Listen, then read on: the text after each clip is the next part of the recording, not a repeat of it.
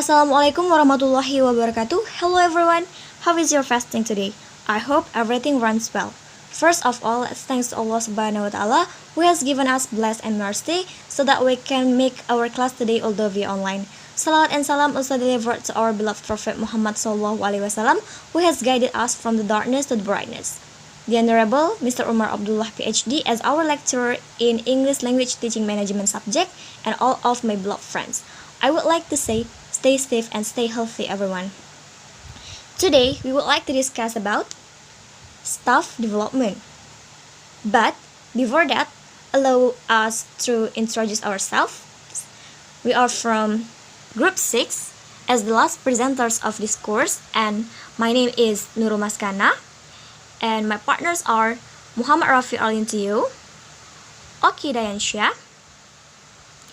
Novita Anggraini, and Miftahul Jannah. Okay, I will explain the first material. Start from the aims of staff development. They are: first, to consider the role of training in staff development. Second, to examine career planning in schools. Third, to outline types of performance appraisal and career counseling. And fourth, to examine procedures in the case of discipline and dismissal. Next, introduction. What is staff development? Staff development is a way of ensuring that people learn and develop and that the organization can grow and respond to a changing environment. English language teaching organizations are not alone in having often given little time and money to developing training and career opportunities.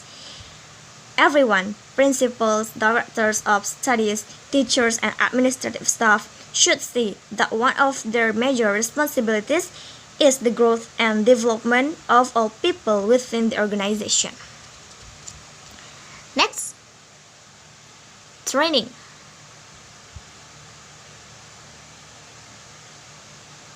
This is the table of training needs.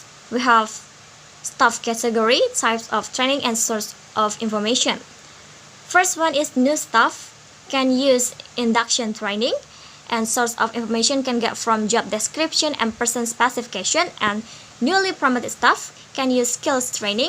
Source of information can get from job description and person specification too, and existing staff can use continuous development, and source of information can get from self-assessment and changing needs of the organization. And the last one is those facing change can use training for specific needs, and source of information can get from environment including new methods and equipment. Next, induction. An induction manual may be used as part of the initial training for newly recruited staff. It is a good idea to augment the handbook with a personal explanation of salaries, welfare, safety, staff association, and conditions of employment generally. New staff. It is important that new staff carefully study their job description, discuss it with their line manager, reach an understanding of what the job involves and what training may be necessary. Next, the newly promoted staff. To design a training program for newly promoted staff, reference can be made to several sources of information, including the job description, the person specification, and consultation with the person leaving the job. Okay. This is the training principle for assistant principal posts. There are three aspects. They are area, timing, and training and purpose. Next,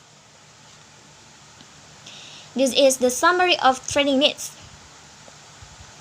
Start from the job description to the discussion with manager, job holder, other departments, and to training profile, either full or critical incident, which is divided into probationary period and service training and external courses, and to the appointment and induction. Next,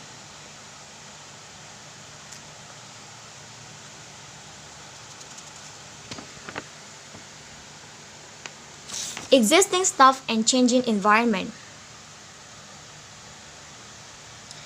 The best source of information on training will usually be the teachers themselves, especially those who, through membership of a teachers association, are aware of the possibilities that are available outside the organization.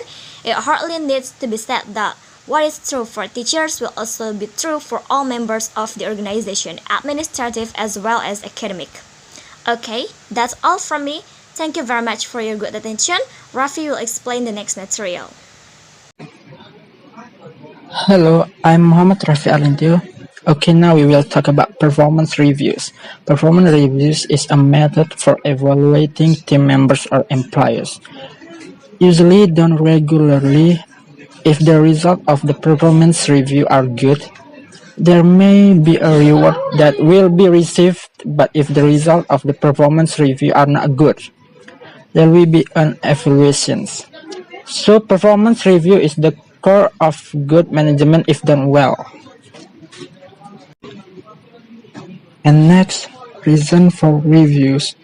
So performance review enables him or her to get to know clearly what the job consists of and what standards are expected.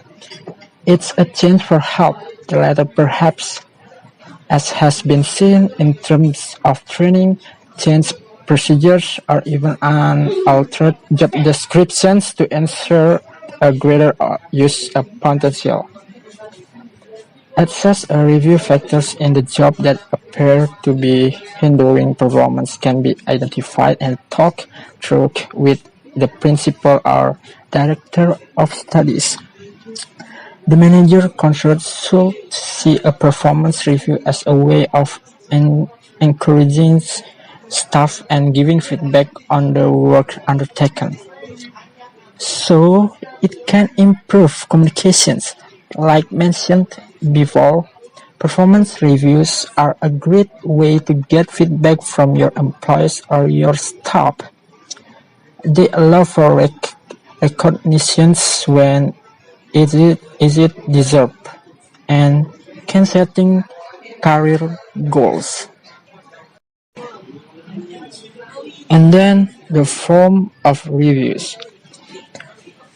Performance reviews usually fall into three types.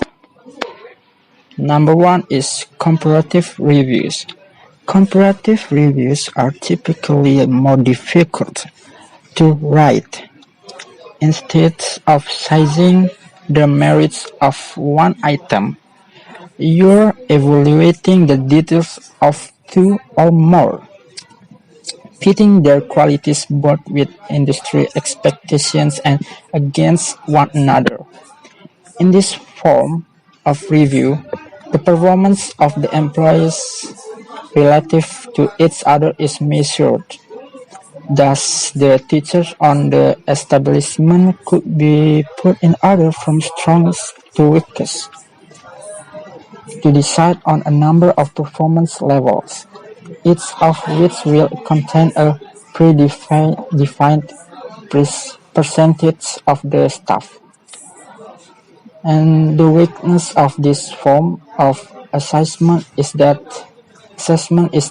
it is very subjective. And number two is absolute methods. These methods try to evaluate the performance of an individual by reference to objectively defined standards of performance and not by comparison with others. This method of evaluation, the appraiser describes the individual's strengths, weaknesses, and potential as well as making suggestions for improvement. And the last is result-oriented methods. This method concentrates on specific accomplishments achieved as a result of job performance rather than on behavior. Thus, job performance is viewed as a series of expected results which can be compared to actual performance results. Okay, I think that's all for me. Thank you. My name is Oki Dayansha. Procedures for performance review is a system designed to facilitate, organize, and regulate work. This system contains a sequence of processes doing work from beginning to the end. To help this process, many firms issue a form prior to the performance review. Performance interview. Performance-based interview is one of the stages in an interview that's aimed to ask about the applicant's personal or professional goal. At this stage, it should be possible to agree that important point to be discussed in greater depth. The main part of the performance review may well be summarized by the acronym SWOT, that is strength, weakness, opportunities, and problem. Lesson observation. Lesson observation is one of the major input for any performance review for a teacher, but quite often such observation is not easily accepted, particularly if it's being introduced at a time of change or economic stringency. The reason for having lesson observation may include the following. First, to encourage high standard of teaching by ensuring material are interesting, appropriate for the level, and effectively used. As are used appropriately, classrooms are well equipped, clean, interactive, and compatible. Second, to assist teaching performance in the classroom by creating a relaxed but professional relationship between observer and observed that will lead to the free exchange of ideas on material and method. Enable plan to be formulated for the career development of the teacher. Assessing the effectiveness of teacher training and planning future courses. And the third, to assess the standard attained by students by observing classroom performance. Assalamualaikum warahmatullahi wabarakatuh. My name is Novita Anggraini. I'm going to explain about career planning and career counseling. The first is career planning. In an earlier chapter, it was suggested that the manager should maintain and develop resources, and one of the major resources, as well as being the major cost in any schools, is the staff, hence the need for staff development through training. Any such training provided or paid for when staff attend outside agencies must be recorded. Since training in specific areas may be crucial at certain stages in a school's development, it is vital that an ongoing record is maintained. The individual also will want such a record kept for future references that may be requested. And the next is skills.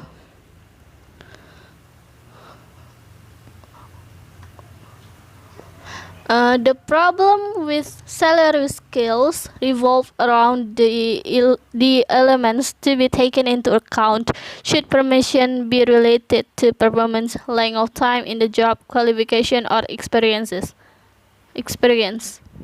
At micro level, when the skills for academic staff are considered, such questions as the following will arise. The first question is, how does the hourly rate between grades compare? The second is, should an experienced teacher be earning more than a newly appointed assistant principal? If so, what incentive is there for a teacher to apply for promotion? The third is the difference between each skill worthwhile? The fourth is, should be differences between skills be published. For the example, there will be a 20% difference between scale A and scale B, and a 30% difference between B and C. And the fifth is are there too many scales? Each school must decide on the right number, but it's worth noting that any attempt to lessen the number of scales can be an expensive business since payment cannot normally be reduced, and scales will therefore have to be complete upwards. The sixth is will supervisor or text writing duties count for promotion in grade? And the last is above all, are the criteria for promotion known?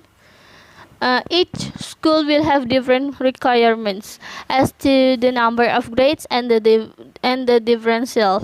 What will be common is the need for accept criteria to be seen to be fairly applied.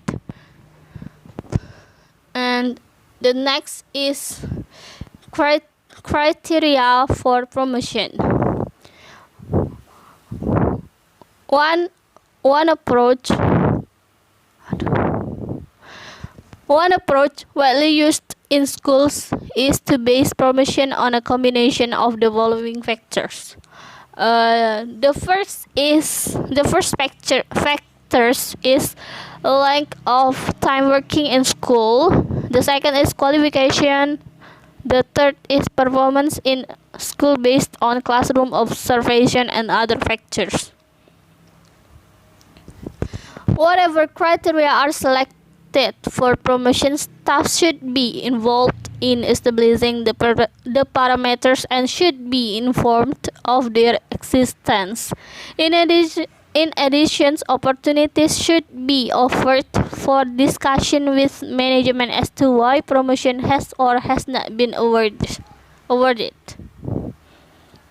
And the next is establishing skills. The market rate as perceived by staff may not be complete picture though, and the other factors the principal may need to take into account might include holidays, number of weeks paid in the year, additional payment for working after certain hours, substitutions, Saturday work, training courses, and cultural events. Getting the skills right and answering that promotion criteria are only part of management responsibility. Attention needs to be given to performance appraisal as has been seen, and career counseling may be necessary as a result of considering all these factors. And the second is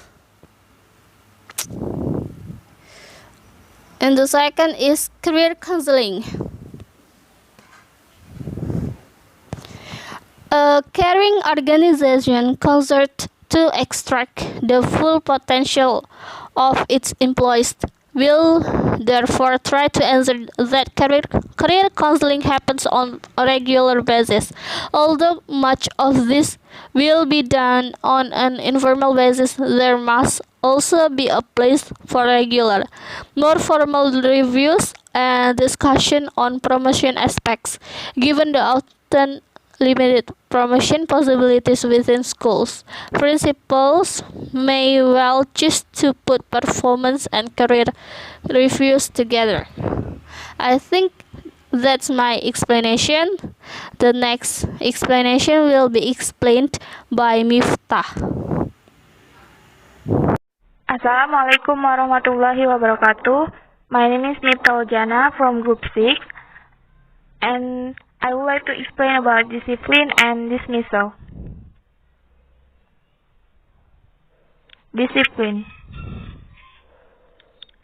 The term discipline usually conjures up the idea of punishment, and yet discipline is concerned with improvement, with instructions and training.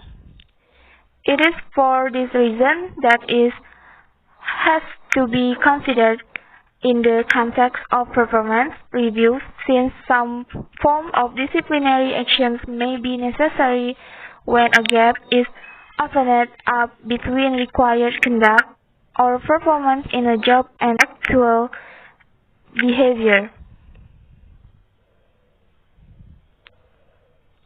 Informal disciplinary interviews. Such interviews are really concerned with the gap between expected and actual performance and how this might be eliminated. Hence, before the interview, the principal will need to check the facts relating to the person's performance. For example, job descriptions, sickness and absence record, correspondence, evidence from other staff is if appropriate.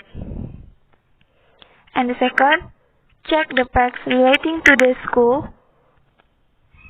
For example, rules and procedures, job descriptions, training given, meetings when regulations are discussed. After the interview, and the principal should record clearly and agreed actions, nothing particularly, the review date and training to be given. Next, formal disciplinary interviews.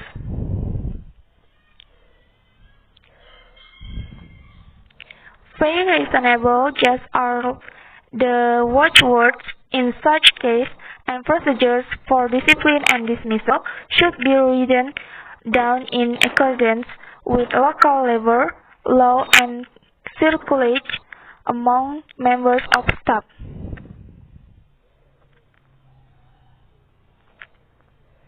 The grounds for starting disciplinary case will be very depending on the labor laws of the country, and this should be carefully checked before any action is taken. Next, in Britain, formal disciplinary case can be broadly divided into the following categories. Inefficiency and misconduct. Inefficiency includes incompetence, continual absence without certifications, and misconduct includes breaking the regulations of the organization, unreasonable refusal to carry out legitimate instructions, neglect of duty, violence, criminal activity if relevant to jobs. And the last, dismissal. Not all disciplinary cases are resolved successful, and even an exemplary manager may occasionally have to dismiss a poor teacher or an incompetent non-academic member of staff.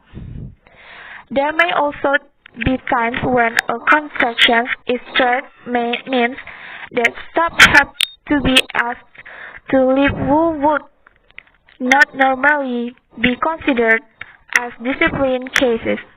It is just as important that the criteria for redundancy as for discipline are clear, widely known and closely adhered to. In some cases, early retirement may be an option to explore. Any individual dismissals or reductions in staff numbers are of interest to the staff associations, and the principals will need to ensure they are kept fully informed on what is happening. Okay, I think that's all for my explanation. Wassalamualaikum warahmatullahi wabarakatuh. Well, that's all from us. Thank you very much for your good attention. Wassalamualaikum warahmatullahi wabarakatuh. Let's pray together. Hopefully this pandemic will end soon and we can do our activities like usual. See you next time.